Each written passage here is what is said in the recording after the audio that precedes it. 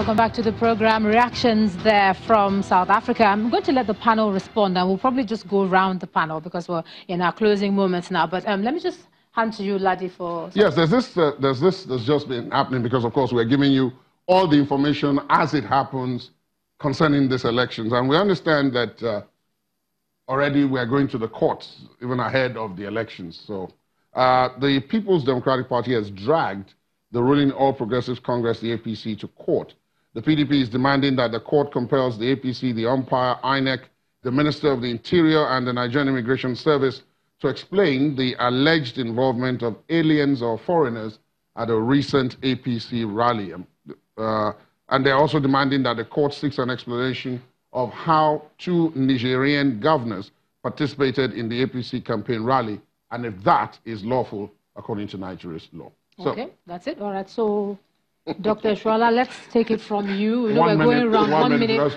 Reactions to the international community's opinion, and, you know, wrap up for us. Well, on the surface, if there are no hidden things that you call agenda, there is nothing wrong in Nigeria bringing in neighboring African countries. Nigeria being a strong force in West Africa, an hegemonic force, could be a way of mentoring them. It could be a way of saying, come and witness the transparency that we are doing here.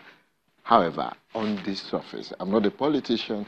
There could be something brewing. We'll leave that to the court to decide. Mr. Oguye. Well, my view about that participation is that there's something wrong about it.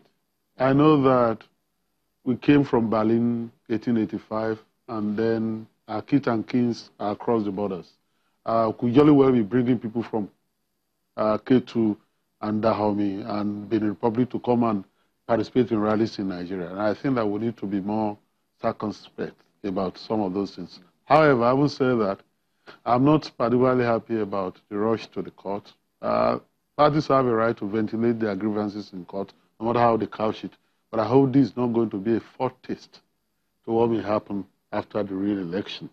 I was satisfied that after the 2015 election, very significantly, the principal actors in that election shunned the court. And I'm talking about the presidential election. And that calmed nerves and ensured that I thought that we will be able to build on that when the winner, you know, will embrace at the moment the reverse is the case. I'm apprehensive this may be a foretaste that we're going to have that kind of situation. The panel in Abuja, Idayat Hassan, what do you make of this as we wind this down? I think really Nigerians have also been involved in other elections, in particular in West Africa. During the Sierra Leonean elections, we saw a lot of Nigerian influence. There was even a former governor who came and hosted a dinner and was trying to tell people the way to vote in elections.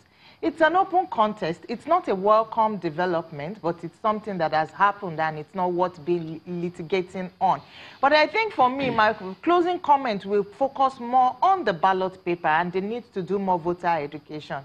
In a very close elections, if people do not vote correctly and there are lots of void votes, it could go ahead to make the difference between who emerges the winner.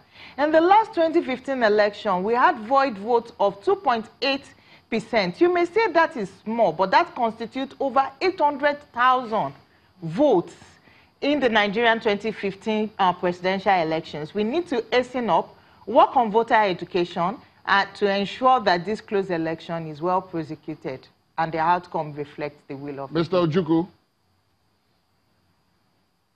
Yeah, thank you very much. I would feel that in the context of free movement of persons in the West African sub-region, there is nothing so horrible that you have anybody from West Africa or from North Africa that comes to Nigeria if there is any issue. It's just like a friend is having a party and he has some visitors and he asks his friends to come and meet others and see how things are being done. It could even be something for mentoring. I don't think it is anything that should cause problem. But my interest will be in the aspect of security for the electoral process, to make sure that people's right to vote is not violated by the security agencies, to make sure that people are not intimidated, to make sure that the security agencies are not used to give any undue advantage to anybody during the elections. Okay. So I would be encouraging that all the security who will be deployed for this election make sure that they mainstream human rights into the way they carry out their electoral duties, so that people's right to vote will be free and they will be able to cast their votes without any molestation, without any intimidation, and we'll be expecting that no policeman or any law enforcement agent will carry arms to the police station. Sorry, to the police station. Yeah, thank you, Mr. Ojukwu. And Mr. Okoye, I know you're a wordsmith. You know, you have a way with the way you speak. But just to wrap it up for us briefly, what you saw from the international community and what we hope to expect from you, INEC.